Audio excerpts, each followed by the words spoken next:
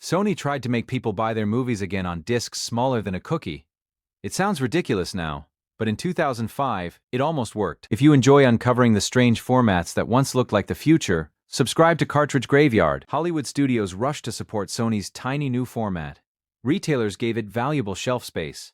Resident Evil, Apocalypse, reportedly sold more than 100,000 copies.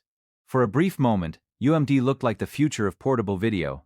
But the same feature that made it feel futuristic also made it practically useless.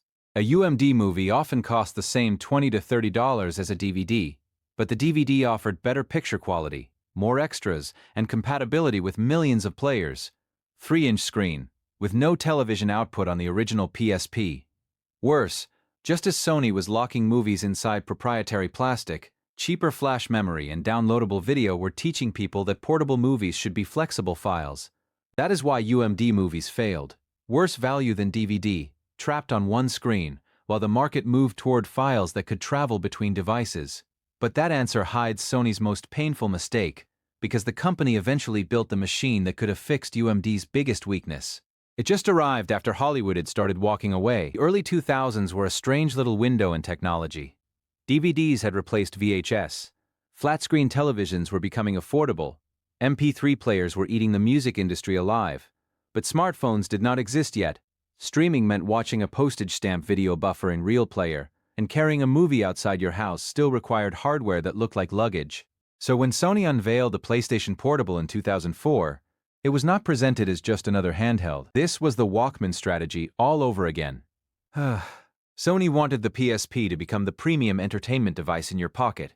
Its custom hardware paired a MIPS-based CPU with dedicated graphics silicon, enough horsepower to push games far beyond the bit count marketing wars of earlier handheld generations.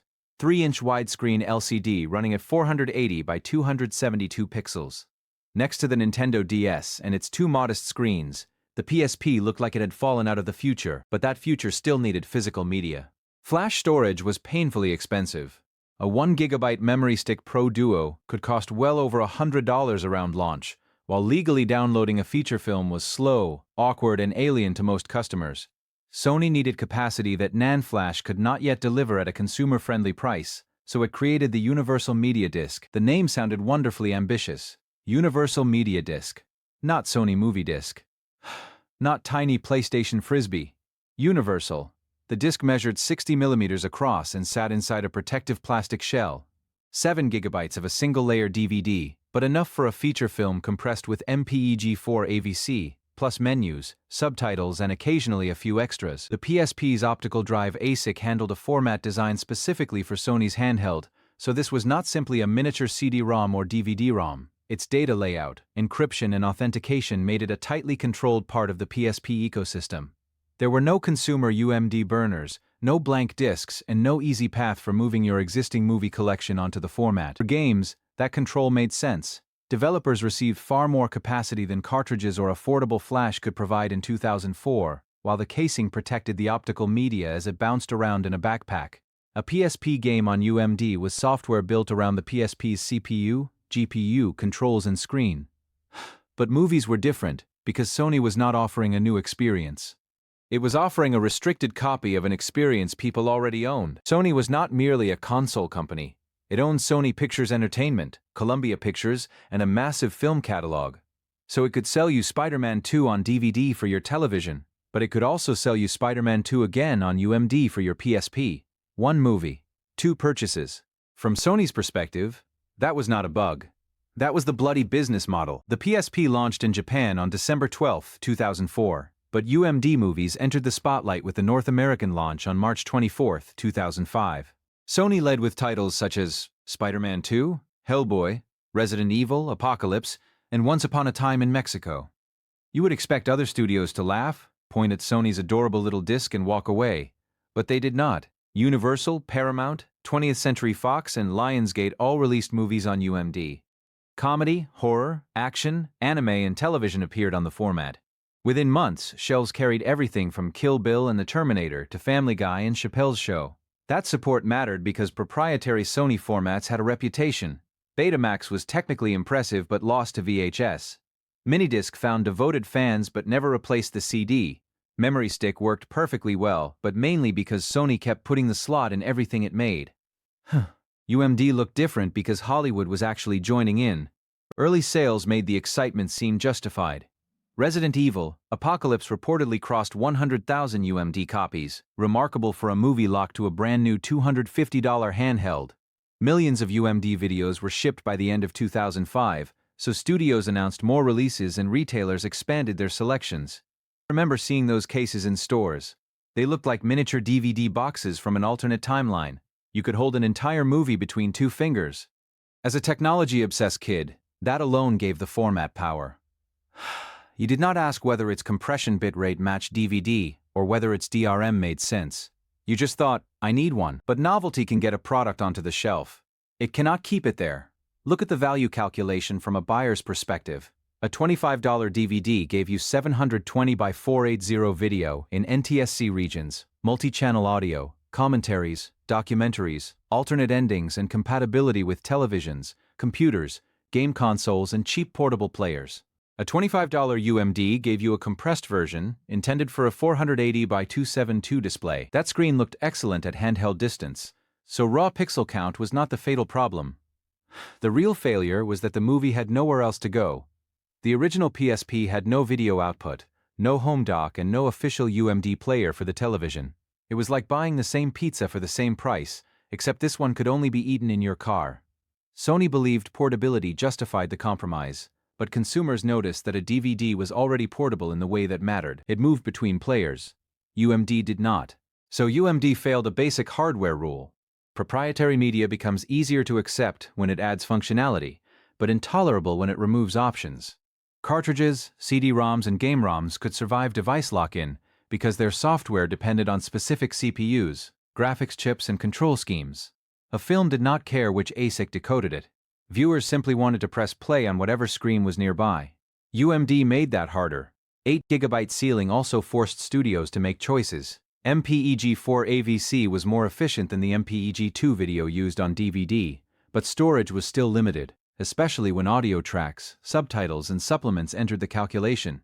Many UMD releases were stripped down. Some included deleted scenes or short featurettes, but they rarely matched the packed DVD special editions sitting beside them. That mattered in 2005. DVD buyers had been trained to expect director commentaries, making of documentaries, and menus so elaborate they took 45 seconds just to let you press play. UMD asked for the same money but delivered less movie product. Still, there was one place where it felt magical. Travel. On an aeroplane, in the back of a car, or during a painfully long family visit, watching a full movie on the PSP felt genuinely futuristic. The LCD was sharp, the headphones sounded good, and there were no notifications, advertisements, or buffering circles. You inserted the disc, heard the optical drive's tiny mechanical whir, and disappeared for 2 hours. But even there, friction crept in. The drive motor consumed more battery than solid-state playback. Several UMD cases occupied precious bag space. The opening in each plastic shell could collect dust. Because Sony never sold recordable UMDs, you could not burn home videos or transfer DVDs you already owned. You had to enter Sony's ecosystem one title at a time. So the potential audience kept narrowing. Every UMD movie buyer had to own a PSP, enjoy watching films on it, tolerate fewer extras, accept single-device DRM, and pay DVD-level prices for a second copy. That is not a mass market. That is a hostage negotiation. By 2006, sales momentum was fading, so studios reduced their release schedules. Paramount and Universal pulled back, while others focused only on films likely to appeal to young PSP owners. Retailers responded by shrinking the UMD section, but that made the format harder to notice, so sales fell further. Fewer buyers meant fewer releases. Fewer releases meant less shelf space. Less shelf space made UMD look dead before it officially was. Unsold movies began appearing in bargain bins for $5 or $10. Suddenly, UMD was fun again. I bought several used copies years later for almost nothing, and that is probably the most honest review of the format. For $5, watching Ghostbusters on a PSP is charming.